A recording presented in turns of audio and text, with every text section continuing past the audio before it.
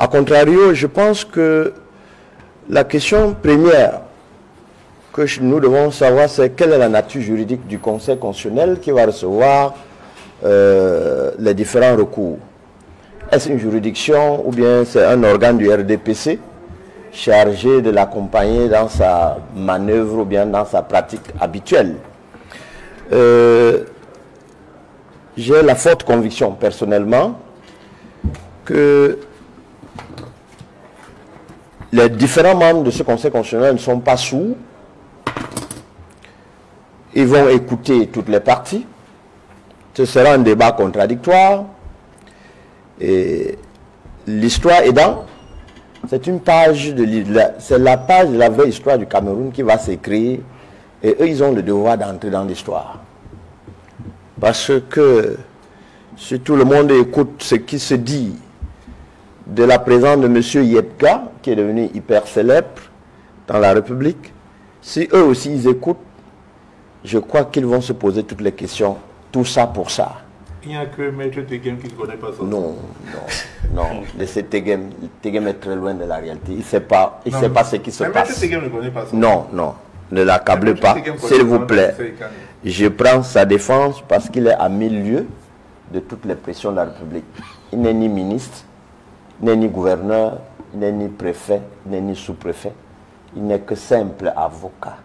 Militant du RDPC. Ça, c'est autre chose. Quand vous le voyez là, il ressemble à quelqu'un qui reçoit les prébendes du RDPC. C'est un homme normal. Donc, ne l'en voulez pas. Il n'a que le vocabulaire qu'on lui a demandé de venir transmettre et à la légère, et il est en difficulté pour le faire. Mais, comme c'est une... J'ai souvent dit... C'est pas parce que vous êtes le formateur de Monsieur Ko. Ok, allez-y, permettez-nous de faire sa défense. Monsieur, qui a été constitué. Allez-y donc. Monsieur Ko, j'ai souvent dit aux membres du RDPC, quand c'est pourri, n'envoyez pas seulement Tegem, envoyez aussi d'autres. On ne l'envoie que quand c'est pourri. Donc, et puis on l'envoie à la guillotine du peuple. Je vous le jure, je connais l'homme. C'est parce qu'il ne peut ne pas venir, c'est classé. Revenons donc à ce qui est dit. Le Conseil constitutionnel, ce que nous attendons de lui, il ne faut pas qu'il se transforme en une juridiction de référé. C'est-à-dire une juridiction du provisoire. Il faut que les membres agissent conformément aux prescriptions de la Constitution. C'est-à-dire organe chargé de la régulation des élections. Réguler veut dire quoi? Ils doivent interroger toutes les pièces de chaque dossier. Ils ne doivent pas se défausser avec l'argumentaire classique de nous sommes incompétents, à savoir entre Yebga et Kane, qui est vraiment président de Manidem. Parce que la décision sera très classique s'ils plaquent comme ça. Là, ils auront joué leur vrai rôle de la création initiale du Conseil constitutionnel qui voudrait que ce soit un organe politique. Or, all eyes on them, ils doivent savoir que le peuple les regarde. Ce qu'on redoute, ça viendra du Conseil constitutionnel. Ce que tout le monde redoute, ça viendra du Conseil constitutionnel. Ça ne viendra pas de M. Atanganji, ça ne viendra pas de M. Anissé Kane, ça viendra du Conseil constitutionnel. Pour un débat public, tu dois être public. Et la justice qui sortira de là, il faut que tout le monde ait le sentiment que la justice a été dite. Si on est froissé dans un habillage qui ne tient pas, qui n'a pas sa place, je donne un exemple. Le 2 juin 2018, M. Yebga, 2 mai 2018, M. Yebga saisit le tribunal de première instance de Ouara Boranjo en référé d'heure à heure pour suspendre le congrès convoqué par M. Anissé Kane, le président d'alors qui occupait le banc du président de première instance de Ouara Boranjo, M. Ilanga Emmanuel. Il dit à M. Yebga Je ne peux pas. Je ne peux pas. La décision est là. C'est ce qui permet à M. Ekane d'organiser le congrès. La 4e résolution de ce congrès radie presque 6 personnes, exclut presque 6 personnes du Maniden. Je dis bien la 4e résolution. C'est un acte qui est là. Ils sont radiés. Vous avez la décision qui n'est pas attaquée. Vous avez la résolution de radiation qui n'est pas attaquée. Ces actes sont portés à la connaissance du gouverneur, lequel gouverneur transmet au MINAT. Lequel MINAT prend acte. Lequel MINAT, il prend les actes de juin et de juillet. Pour dire qu'à compter d'aujourd'hui, celui qui travaille, celui qui représente partout et toujours, le Manidem s'appelle Anissé Ekane. La première condition que nous devons voir, Mondovision, il faut que M. Yebga prouve qu'il est d'abord membre du Manidem après sa décision de radiation. Il faut qu'il prouve. Ça, c'est la première chose. Il ne faut pas qu'on crée. Tout à l'heure, quand j'ai emprunté les escaliers, je suivais un professeur sur une chaîne concurrente dit que à la veille du dépôt de sa candidature, M. Yebga a convoqué un comité. Il était dubitatif sur la nature du comité qui a été convoqué pour lui donner onction ès-qualité du président du Manidem. Je ne cache pas, c'est une chaîne que tout le monde suit. Vision 4. J'ai suivi le professeur, le sociologue, le dire. Comme je courais, j'ai dit scandale. Et c'est avec ça qu'on a validé la candidature de ce monsieur. Non, ça n'a pas été validé. Mais il est en train de créer, il est en train de valider ce pourquoi il a été appelé aux affaires. Yebga est dans la carte qui lui a été assignée. Vous demandez mon sentiment? Mon sentiment en tant qu'avocat, le conseil électoral a fait ce qu'il devait faire en vertu de la loi. La seule chose, c'est qu'il a triché en refusant d'écarter aussi la candidature du RDPC, en refusant d'écarter aussi la candidature de l'univers. La loi dit que quand il y a 2 dossiers, il n'a pas qualité pour ouvrir et voir le dossier qui est bon. La loi dit que quand il y a 2 dossiers, et l'ECAM n'a pas le pouvoir d'ouvrir pour voir le dossier qui est bon. Il rejette les 2.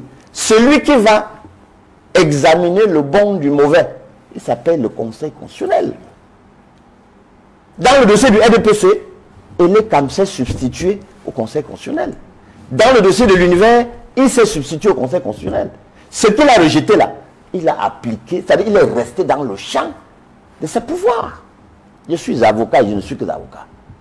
Il est resté, il faut le dire au public, il est allé au-delà de ses pouvoirs en validant la position du RDPC, en validant la position du parti univers.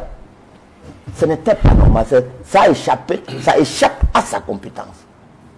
Ça échappe à sa compétence. Alors, maître, c'est où je dis qu'il y a eu des éléments personnels ou bien des pressions pour dire non, n'attends pas. Maintenant, on ira au débat. Et que le Conseil constitutionnel ne fasse pas comme l'ECAM en disant j'abandonne mes pouvoirs, je me concentre sur la légèreté. En disant il y a 2 candidats. Non. Ce qui est attendu de l'ECAM, du Conseil constitutionnel, c'est qu'ils prennent chaque dossier, vérifient la légalité et la régularité de chaque pièce. J'ai suivi tout à l'heure mon distingué confrère lever un problème sérieux. C'est passé en sourdine. Il dit que la lettre d'investiture, c'est le MINAT. Mon très cher. J'ai jamais dit ça. Ah bon? On peut faire le roi, hein? Oui, j'ai jamais dit ça. Je vous ai suivi le dire. C'est-à-dire que j'ai dit, mais quel morceau choisi? Oui, vous l'avez soutenu pendant longtemps. Je ne peux pas le dire. Vous l'avez soutenu pendant longtemps. J'ai dit, mais qu'est-ce qu'on organise pour leur dire de venir dire? La lettre d'investiture, j'ai monté le dossier pour les candidats. La lettre d'investiture, c'est le représentant légal du parti. Oui. C'est le représentant légal du parti. Article 121, article 122. Un exemple patent. La lettre d'investiture du professeur Maurice Kamto, c'est le président. C'est le président du Manidem. Oui. C'est le président du Manidem qui signe. Et la loi dit quoi? Pour qu'on se rassure que c'est lui, il faut qu'il aille légaliser sa signature. Faites attention avec les jeux politiques. C'est vous qui allez mettre le feu dans ce pays, vous du RDPC, Tegem. Vous ne pouvez pas venir sur un plateau dire que c'est et faire passer cette phrase-là pour donner l'impression que vous allez cautionner et ça va aller, on va entendre que on a dit ça sur le plateau de... Non, j'étais pas là, je ne participe pas. Si c'est pour ça qu'on va me tuer, vous êtes en retard. Faites-le vite. Donc le Conseil constitutionnel, j'insiste, doit être l'organe qui vérifie la régularité de chaque candidature. Ce n'est pas l'organe qui est là pour dire je suis incompétent. Alors, en tout cas, on verra. Mais je voudrais savoir, peut-être pour la gouverne des législateurs, oui, au-delà du recours que le candidat du Manidem pourrait introduire au Conseil constitutionnel, parce qu'il me semble que c'est ce que la loi prévoit, oui, est-ce que la décision de l'ECAM peut être attaquée? Je veux dire que est-ce qu'il est possible que les candidatures validées puissent faire l'objet également d'un recours de la part d'un candidat ou d'un tiers? Je vous pose une simple question. Si Léon Teul dépose son recours, c'est pour faire quoi? C'est pour invalider la candidature de Paul Pierre qui a été validée. Ça coule de source. Oui. Si vous voyez le recours de Léon Teul, l'argument c'est que celui qui est là n'a pas sa place. C'est-à-dire que la résolution 012 est attaquée. La résolution 013 qui rejette sa candidature est aussi attaquée. Oui. Vice-versa. Oui. Peut-être avant de donner la parole à Maître Tegem là-dessus, parce oui, que vous voulez faire une précision. Peut-être sur... Ah non, moi, je voulais reprendre ce que Mengifa a dit pour expliquer à l'opinion que toutes ces explications juridiques concourent à démontrer que la décision a été une décision politique. Oui. Peut-être je reviendrai dessus, après quand vous voulez passer la parole à Mengifa, parce qu'il faut qu'on rassure l'opinion, oui, que c'est une décision politique qui a même été pensée, parce que nous avons vu les sorties, oui, d'Atangandji et de Grégoire Borona et de Maître Momo. Tout cela convergeait à ce que la décision qui a été prise soit celle-là. Il y a eu combien de candidatures sur les 83? Si 13 ont été retenues, ça veut dire que 70 ont été rejetées. Il y a eu combien d'invasions de sièges de parti? Un seul. Donc si on devait investir les sièges de parti pour crainte de troubles à l'ordre public, on devrait investir 70 sièges de parti à travers le Cameroun. On a investi le siège du représentant d'un seul. Enfin, le siège du parti qui a représenté un candidat. Tout ça pour expliquer que c'est une décision politique et qui a même été pensée dès le départ. Parce que ce n'est pas dans la matinée d'hier qu'on a donné instruction aux forces de sécurité de venir au Manidem. C'est des décisions qui ont été pensées depuis toujours. Bien sûr. Il faudra, pour conclure, que ceux qui sont derrière tous ces manigances sachent qu'ils portent une responsabilité historique. Historique, parce qu'au-delà de l'image que nous sommes en train de projeter à l'opinion nationale et internationale, c'est une responsabilité historique. Des dizaines et des dizaines d'années après, on saura que des ministres se sont mêlés à ce genre de combine, des Mbongbok se sont mêlés à ce genre de combine, pour venir contre les aspirations populaires. Parce que nous savons tous ce que sont les aspirations populaires actuellement, c'est de renverser le régime Biya qui maintient le peuple camerounais dans 43 ans de misère.